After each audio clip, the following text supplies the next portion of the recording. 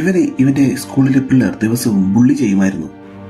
Andrew വീട്ടിൽ വരുമ്പോൾ അവന്റെ കള്ളുടിയനെ അച്ഛൻ അവനെ ഉപദ്രവിക്കുമായിരുന്നു. അവനെ സ്നേഹിക്കുന്ന ഒരേ ഒരാൾ അവന്റെ അമ്മയായിരുന്നു. പക്ഷെ അമ്മയ്ക്ക് അസുഖം കൂടി മരിക്കാറായിരിക്കുകയായിരുന്നു.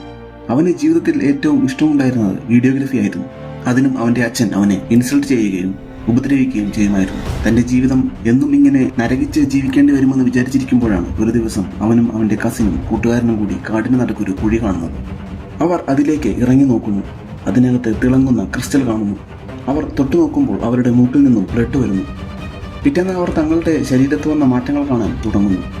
ആൻഡ്രൂവിന് നേരെ എറിഞ്ഞ ബേസ്ബോൾ അവൻ മൈൻഡ് കൊണ്ട് കൺട്രോൾ ചെയ്ത് നിർത്തുന്നു. ആ ക്രിസ്റ്റലിൽ നിന്ന് അവർക്ക് 3 പേർക്കും സൈക്കിക് പവേഴ്സ് ലഭിക്കുന്നു. അവർ അവരുടെ കഴിവുകൾ തങ്ങളുടെ ജീവിതത്തിൽ വളരെ തമാശയായി എടുക്കുന്നു. അവർ തങ്ങളുടെ കഴിവ് വളരെയധികം ട്രെയിൻ ചെയ്യാൻ തുടങ്ങുന്നു. ആൻഡ്രൂ തന്റെ പവർ വീഡിയോഗ്രാഫിക്ക് വേണ്ടി ഉപയോഗിക്കുന്നു. തങ്ങളുടെ പവർ ഉപയോഗിച്ച് സ്വന്തം ശരീരം ഹാർഡാക്കാനും അവർക്ക് സാധിക്കുന്നു. ഇതിനിടയ്ക്ക് അവർക്ക് സൂപ്പർ പവേഴ്സ് കിട്ടിയ കുഴിയിലേക്ക് വീണ്ടും പോയി നോക്കുന്നു. പക്ഷേ ആ സമയം അവിടെ മിലിറ്ററി ഉണ്ടായിരുന്നു. അവർ ആ കുഴി മൂടിക്കളഞ്ഞിരുന്നു. തങ്ങൾക്ക് കിട്ടിയ പവർ ഉപയോഗിച്ച് ദിവസവും അവർ എന്തെങ്കിലുമൊക്കെ ചെയ്തുകൊണ്ടിരുന്നു. ഒരിക്കൽ അവർ പോലും വിചാരിക്കാതെ ഒരു അപകടം അതുമൂലം സംഭവിക്കുന്നു.